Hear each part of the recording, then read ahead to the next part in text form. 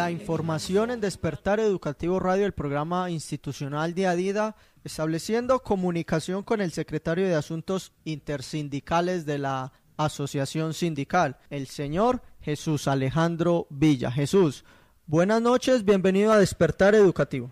Buenas noches, Sebastián, y buenas noches a todos los compañeros que nos escuchan el día de hoy, en la noche de hoy. Jesús, hay un tema coyuntural que se está manejando durante estos últimos días y es el tema de evaluación de desempeño.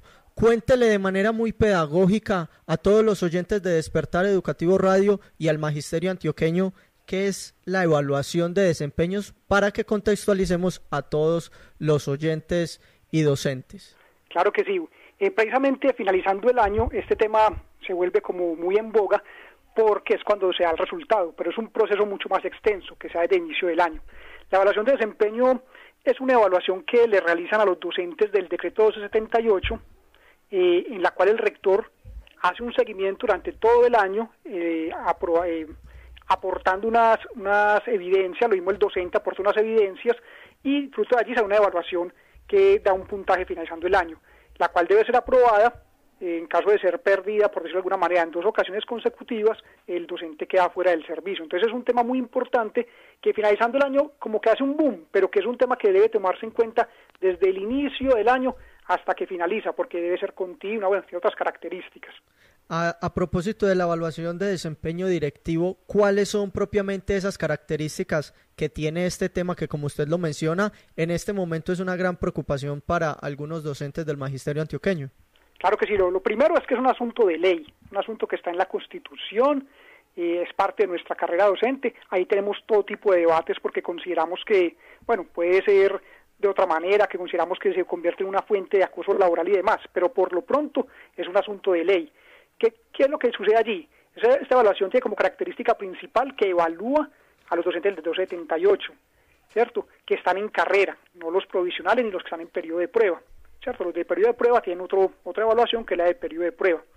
Y esta evaluación se realiza, o la puede realizar el rector, una vez el docente tenga un mínimo de 3 meses laborados en el año. ¿Quién evalúa? ¿Cierto? Las características fundamentales. ¿Quién evalúa? A los coordinadores y docentes nos evalúan los rectores o directivos rurales, en el caso pues de los compañeros que trabajan en centros educativos rurales. Y a los rectores y directivos rurales los evalúan los jefes de núcleo o alguien que designe la Secretaría de Educación donde no se encuentra esta figura. Entonces, esta evaluación, para que no sea tan punitiva, tan compleja y se preste para el acoso, debe tener unas características o debe cumplir unas características. La primera es que es continua, se hace durante todo el año escolar, no es un asunto que al final de año el rector dice te evalúo de esta manera o aquella, sino que es un asunto durante todo el año escolar. Debe buscar que se impulse el mejoramiento institucional y de la práctica docente, donde uno mismo reflexiona sobre ella, sin que eso se convierta en una forma de manipular tampoco la práctica docente, y se debe basar en evidencias, no en posiciones subjetivas de parte del evaluador. Entonces son características muy importantes.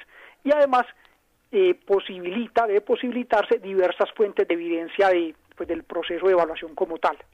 Ya hablamos de qué es la evaluación de desempeño, quién la evalúa, directivo. Ahora, ¿qué es lo que se evalúa y cuáles son esas evidencias que el maestro puede mostrar? Bueno, la evaluación se divide como en varios puntos o varios ejes. Vamos a citar algunos. La parte académica, la parte administrativa y comunitaria. Son como unas competencias generales. Y dentro de cada una de ellas aparecen varios ítems. Por ejemplo, en la parte académica, lo que tiene que ver con el currículo, ¿cierto? La planeación que hace uno como docente, la evaluación del aprendizaje que uno realiza pues con sus estudiantes. En la parte administrativa, el uso de los recursos pues que tenemos en los colegios, el seguimiento a los procesos. Sí, son asuntos que se viven en el día a día de las instituciones.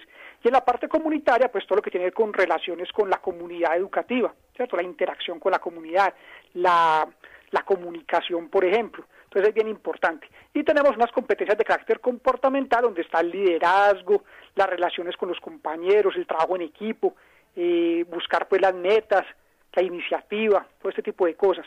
Entonces ahí tenemos todo un grupo de competencias. Pues las competencias no son evidentes por sí mismas, sino que se expresan en algo que llama desempeños.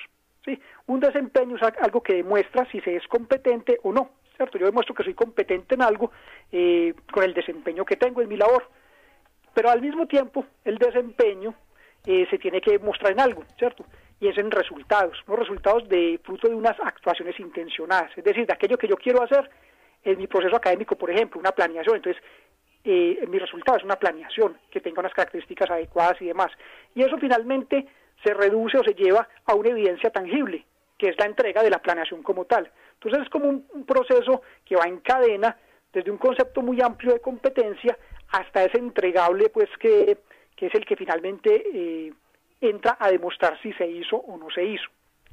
A propósito, directivo, ya este año quizás está terminando y ya se va a evaluar, y como usted lo dice, debe ser una evaluación no al final del año, sino periódica, que se haga durante todo el año. ¿Usted qué consejo le puede dar a los docentes del Magisterio Antioqueño para que terminen bien este año con la evaluación y también comiencen el otro haciendo un proceso adecuado para que al final no vayan a tener complicaciones?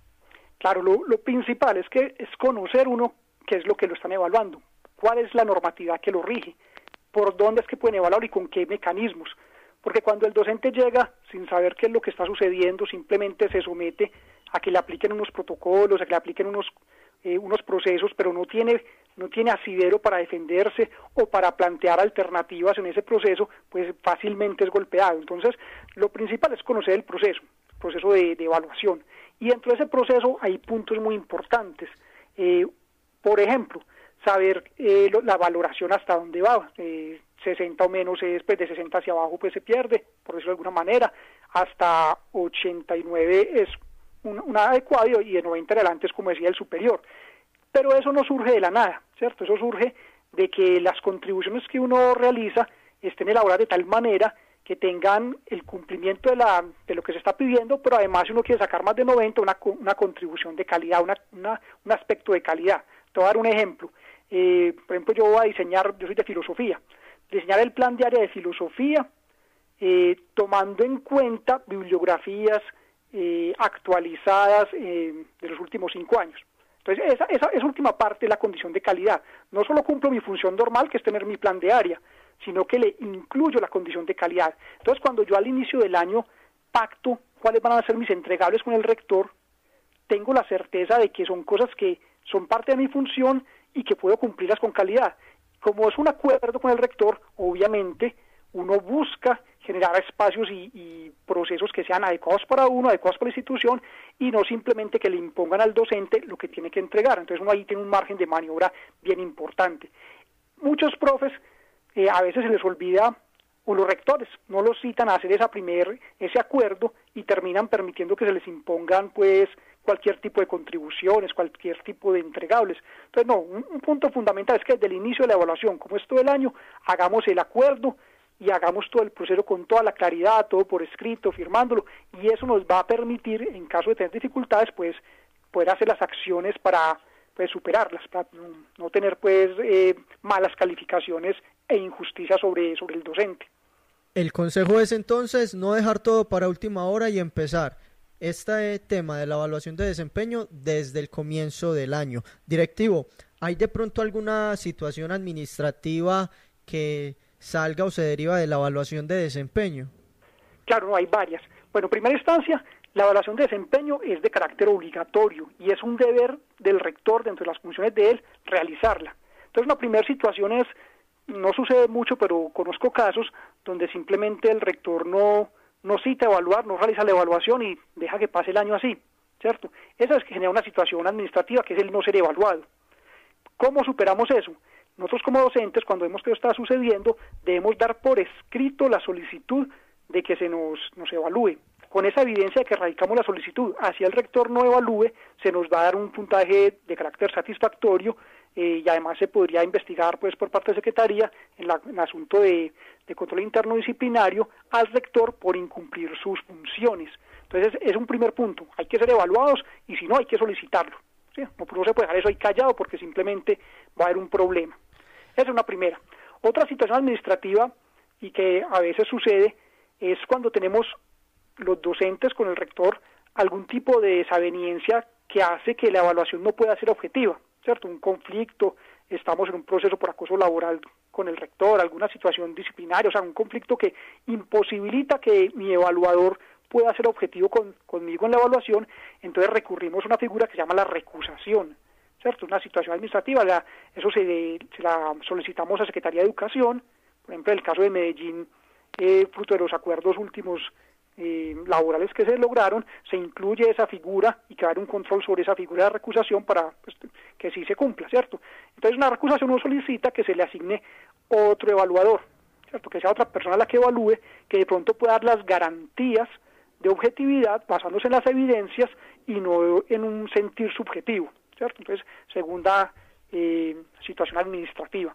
Y tenemos una tercera, que es posterior a la evaluación como tal, y es cuando por algún motivo consideramos que la evaluación no corresponde a la realidad de lo que yo como docente realicé, ¿cierto? Es muy baja, no se adecua a todas aquellas evidencias que entregué, a todo mi proceso, entonces yo realizo un recurso de reposición y subsidiario de apelación, ¿cierto? Eso le va a hacer dentro de los primeros 10 días hábiles, al momento en que me notifico.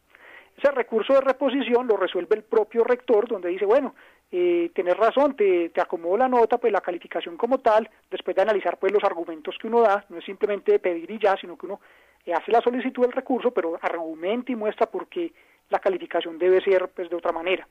En caso de que el rector se sostenga en esa mala calificación, está obligado a pasarle el caso a Secretaría de Educación como segunda instancia.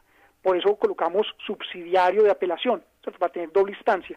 Y ya Secretaría llama pues a las partes, recibe las evidencias, recibe todo el proceso, de allí que es tan importante uno tener desde el principio del año todo muy claro, porque uno en esos casos de dificultades debe llevar todo el paquete y se soluciona la situación con una respuesta final de Secretaría donde podrá o no pues cambiar la calificación. Entonces es muy importante tener eso muy claro. Es también importante una situación administrativa, es que si el docente pierde 2 años consecutivos la evaluación de desempeño, su situación administrativa es que es retirado del escalafón y de la carrera docente como tal.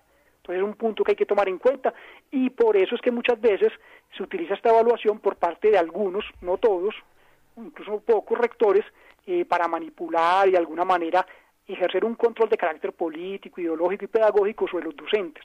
Entonces ahí tenemos como esas grandes situaciones de esta evaluación.